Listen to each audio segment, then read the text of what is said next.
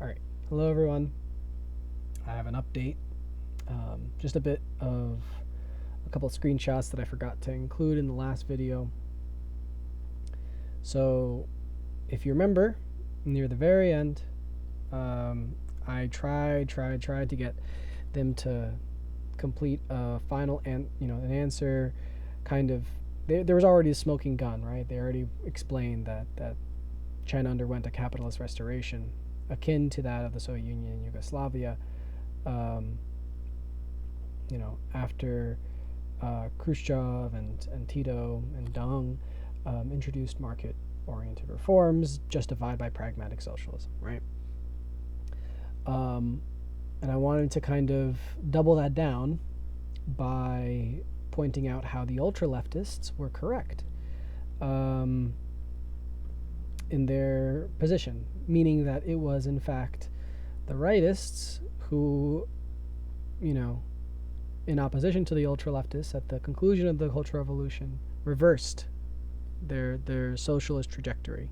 As Mao would say, they would be the capitalist rotors. So, with everything that I kind of substantiated with, they did, after a bit of prodding, give me part of an answer before they gave me a full answer, rather, before they capitulated, or rather, they self-censored. I was only able to screenshot and preserve the beginning and end before they deleted it. But I think that the beginning and end was enough for me to kind of prove my point. Or at least I was able to get DeepSeek to prove my point. So, as you can see, on the top left, we see the beginning of their answer. We see my question, and then it reiterating how the historical outcomes of pragmatic socialism in the Soviet Union, Yugoslavia, and China, in the past tense, indeed validated the critiques of the ultra-leftists during the Cultural Revolution, right? The ultra-leftists, who drew from the examples of the Soviets and Yugoslavs, argued that pragmatic reforms would lead to the erosion of socialist principles, the restoration of capitalist elements, and the eventual collapse of socialism. And that is and when they say that they drew directly from the examples of the Soviet Union and Yugoslavia, that is precisely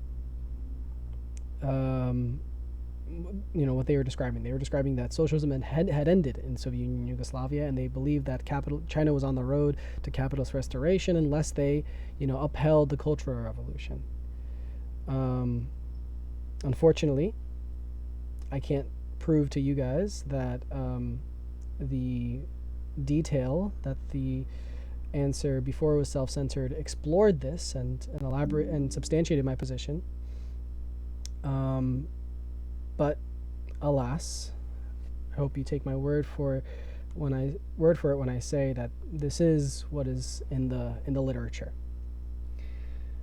But to the conclusion, so on the bottom right, we can see how it, based on its now missing details, it elaborates how, in many respects, the historical outcomes of pragmatic socialism have validated ultra-leftist critiques. In other words, they were right. Their warnings about the erosion of workers' ownership, the restoration of capitalist elements, and the potential collapse of socialist systems have proved prescient. However, the ultra-leftists' approach during the Cultural Revolution also had significant limitations, including an overemphasis on ideological purity and a lack of constructive alternatives.